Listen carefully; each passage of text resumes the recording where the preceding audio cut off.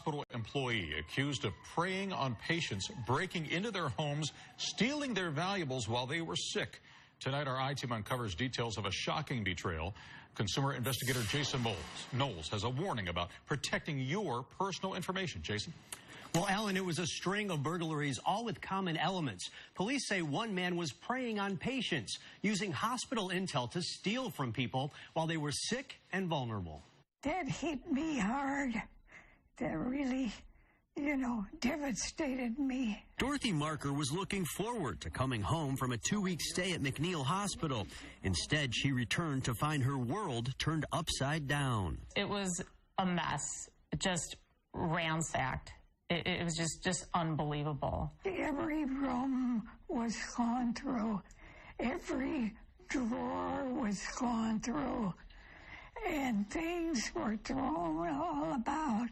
This was not a random robbery. Investigators from Riverside and Berwyn Police Department say Marker was one of 18 victims. Broke the glass, reached his hand inside. And all of them, police say, widowed female patients at McNeil Hospital. So while they're in the hospital beds, he's breaking into the windows, going right for the jewelry boxes. Yeah, while they're sitting in the beds, recovering from whatever their ailment is, he broke into their house. The thief is Eric Albavera of Berwyn, a rehabilitation tech assistant at McNeil.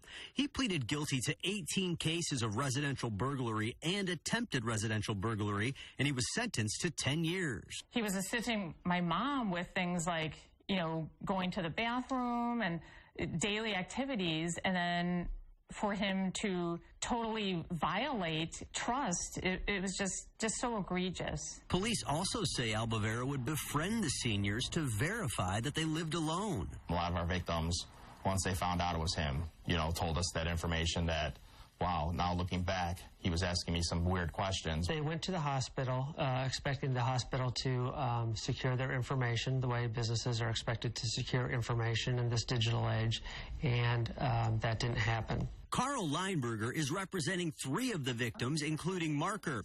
He filed this lawsuit, which includes an allegation that McNeil Hospital failed to supervise a low-level employee who had access to a variety of sensitive information, like the addresses of the patients. So what we're trying to achieve with this lawsuit is get this hospital to change its ways and hopefully send a message to other hospitals out there that, hey, people come there because they trust you and they expect you to take care of them, not only medically, but also their information. Tenet Health, which owned McNeil Hospital at the time of the burglaries, declined to comment on pending litigation. Illinois beefed up its protection of personal data with a 2016 law that says any entity holding personal information must implement and maintain reasonable security measures to protect those records from unauthorized access, acquisition, destruction, use, modification, or disclosure. Be cognizant of who you're talking to, what information you're giving to what person. An employee inappropriately accessed not only her information, but